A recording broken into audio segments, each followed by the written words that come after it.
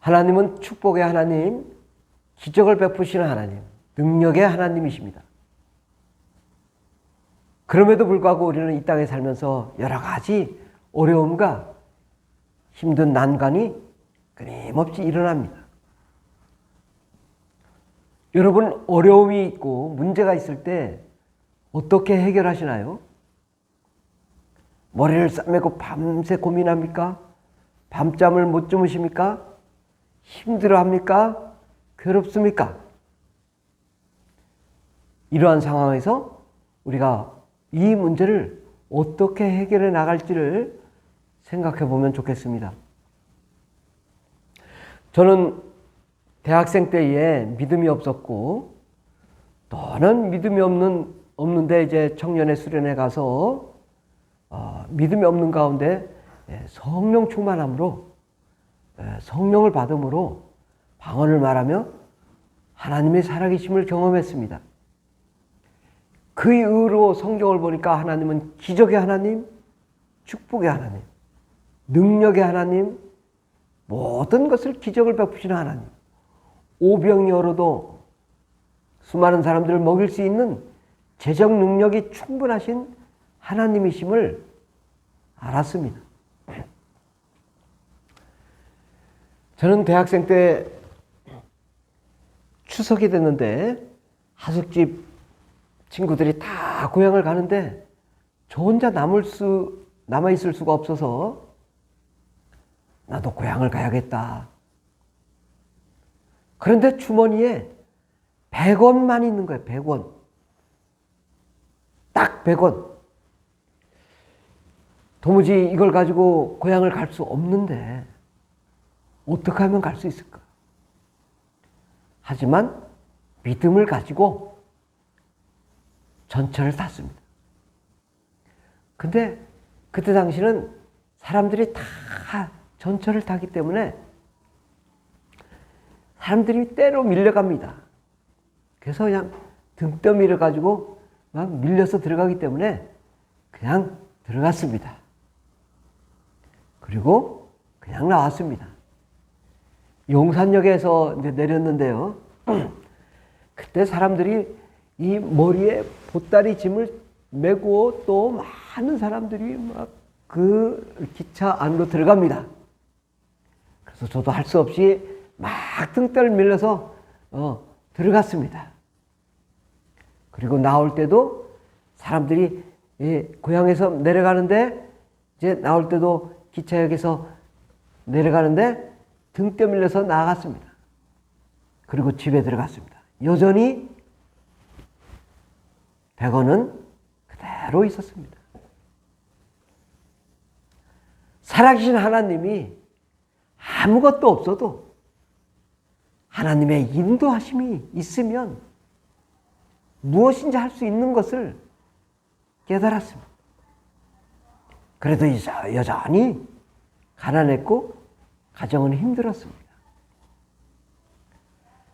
대학을 졸업하고 취업을 못했습니다. 아버지가 너는 왜 대학 나와서 취업도 못하고 이러고 있느냐고.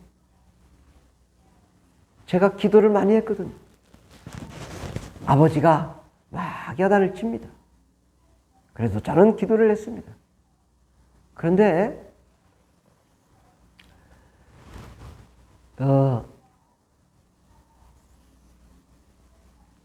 하나님이 저에게 은혜를 주신 것은 제가 꿈속에 형과 제가 있는데 이 강이 있어요. 강이. 그래서 강을 배를 타고 건너는데요. 위에서 돈보따리가 쭉 내려옵니다. 그래서 그 돈보따리를 이만한 상자만한 돈보따리가 6개, 7개가 있어서 다 실었습니다. 그리고 건너가는데 앞에 농협직원이 있습니다. 농협직원이 이걸 적금을 하라고 하는데 우리는 싫다고 하면서 이걸 다 가져가는 환상을 꾸었습니다. 그 이후로 형과 저는 제일 좋은 직장에 들어가서 형은 지금까지도 끊임없이 봉급이 나오는 직장생활을 하고 있고 저는 이제 퇴직을 했지만 죽을 때까지 연금이 나옵니다. 꿈 한번 잘 꾸고 평생을 보장받는 삶을 살고 있습니다. 여러분 재정에 너무 얼마나 어렵습니까? 얼마나 힘듭니까? 저도 때로는 지금도 여전히 여러 가지로 어렵습니다. 그래서 고민해서 기도를 합니다. 하나님, 이 문제가 어떻게 됩니까? 잘못하다 이거 부도나는 거 아니에요? 잘못하다 이거 큰일 나는 거 아니에요? 기도하는데 이 상황을 더 절실하게 보여주니까 큰일 나게 생긴 거예요. 이거 어떻게 하지? 덜컥 걱정이 되는 거예요. 그래서 주님, 막 기도를 했더니 하나님이 이런 마음을 줘요. 야, 너 그 문제를 가지고 그렇게 왜 고민하냐? 그건 내가 책임지는 거야. 넌 신경 쓰지 마. 너 여러 가지 어려움이 있어도 신경 쓰지 마. 너는 내가 시키는 일만 해. 근심하지 마. 걱정하지 마. 다 해결될 거야. 오히려 너는 거기에 사로잡히지 말고 열심히 주의 사역을 감당하라고 주님이 말씀하십니다. 여러분도 얼마나 삶이 어렵습니까? 물질의 문제가 힘들고 또 직장의 문제도 어렵고 관계성의 문제도 어렵고 자녀의 문제도 있고 또 남편의 문제, 아내의 문제, 또 가족의 문제 얼마나 많습니까? 문제가. 이것을 어떻게 해결해 나갈 것인가가 우리의 고민이고 또 고심인데 하나님은 말씀하시기를 두려워하지 말라. 근심하지 말라. 걱정하지 말라. 내가 너와 함께 하노라고 말씀합니다. 하나님은 우리가 잘되고 형통하기를 원하지 나쁜 길로 가기를 원치 않는 것입니다. 끊임없이 하나님은 우리를 축복해 주시길 원하시는 거죠. 그래서 우리가 두려워하지 말고 오히려 하나님께 내 문제를 맡겨버립시다. 너는 근심하지 마라. 근심에 사로잡히지 마라.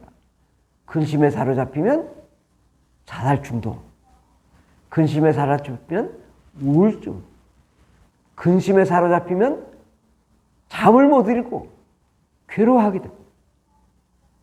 그 시간에 잠 못 자지 말고 근심하지 말고 무엇을 해야 돼요?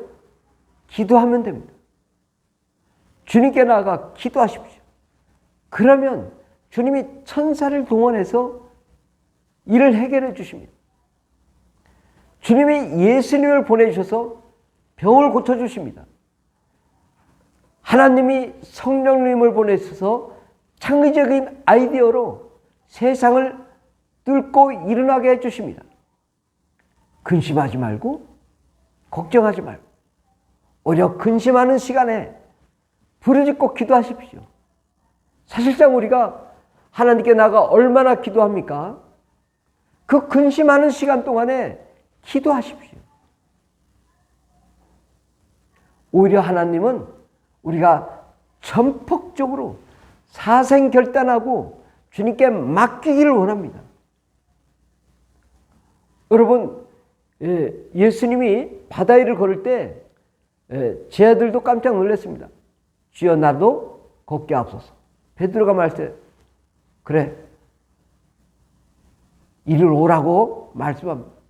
베드로는 바다 위를 걷게 됩니다. 그런데 예수님만 바라봤어야 되는데 땅바닥을 바라보고 물속을 바라보고 밑에서 파도가 치는데 막 베드로를 사로잡으려고 해서 깜짝 놀라가지고 바다에 빠져버렸어요. 우리의 상황이 그렇습니다.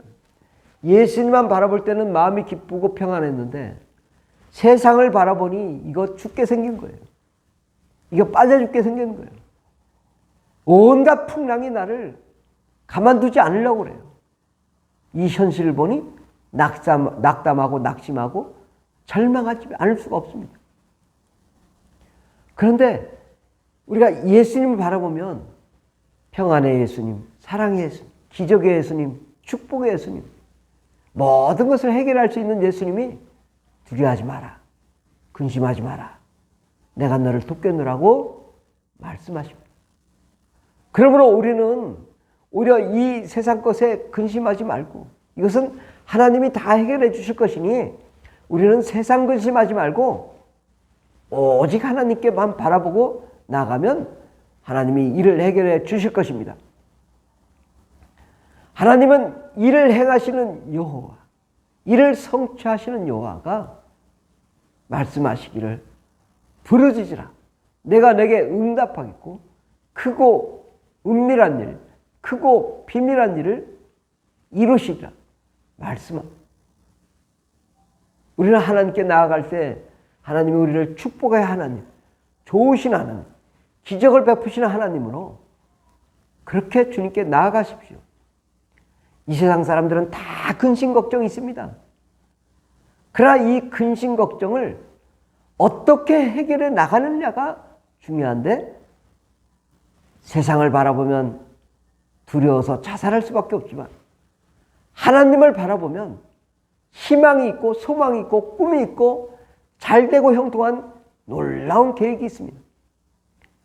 하나님이 천사를 보내주시고 예수님을 보내주시고 성령님을 보내주셔서 모든 환경을 기적을 베푸시고 축복하십니다.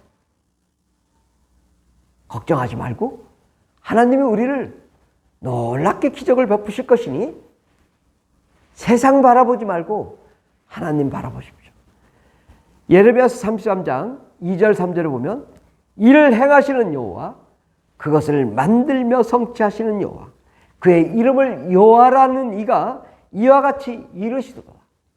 너는 내게 부르짖으라, 내가 내게 응답하겠고 내가 알지 못하는 크고 은밀한 일을 내게 보이리라. 아멘.